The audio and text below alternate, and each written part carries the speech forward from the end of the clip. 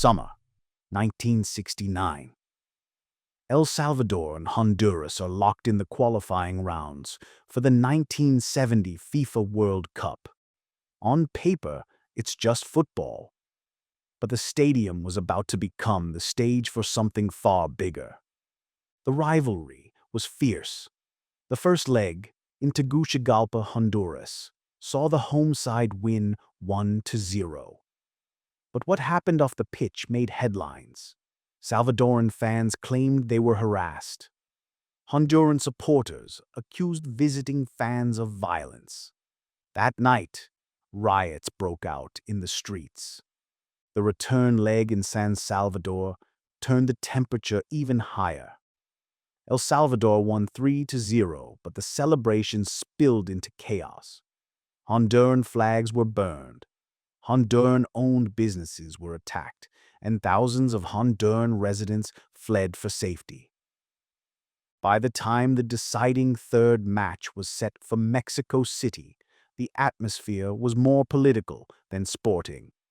Both governments had seized on the matches as symbols of national pride. Salvadoran officials accused Honduras of persecuting their citizens. Honduran leaders painted Salvadoran migration as a threat. What was meant to be sport had become a proxy for years of tension over land, migration, and national identity.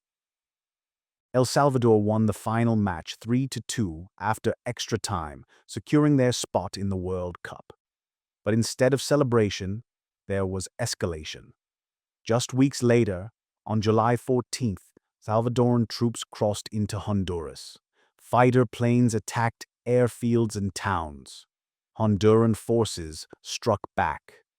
The fighting lasted just 100 hours. Around 2,000 people were killed, and hundreds of thousands, mostly Salvadorans, fled Honduras.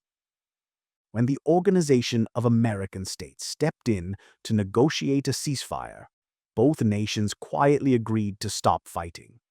No formal declaration of war had ever been made. No peace treaty followed. And in the years that came, the story was often reduced to a strange nickname: the Football War. But for those who lived it, it was never about a game alone. The matches were the spark, but the fuel was already there.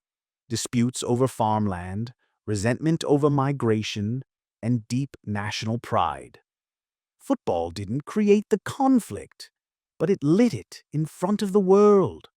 Trade between the countries froze for over a decade.